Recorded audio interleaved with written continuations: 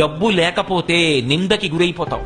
ఎంత డబ్బు అన్న ఆర్తి వద్దు, కానీ సంపాదించాలి, ప్రయత్నం ఉండాలి. ఆ ప్రయత్నం కూడా చేయకుండా ఒక్క రూపాయి సంపాదించకపోతే అమ్మ నిందిస్తుంది. తండ్రి కొడుకుని చూసి సంతోషంగా ఎరా అని ఇలా వెన్నుపాము మీద తట్టడు.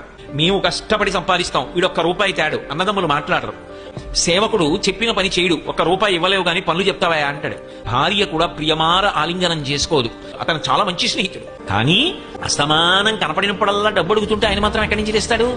అందుకని ఇట్నుంచి ఈ డబ్బు సంపాదించిన వాడు ఎడుతుంటే అట్నుంచి మంచివాడైన స్నేహితుడు ఇలా వస్తుంటే వీడిని చూసి పని లేకపోయినా ఇటు రావలసిన వాడు అట్టెడిపోతాడు.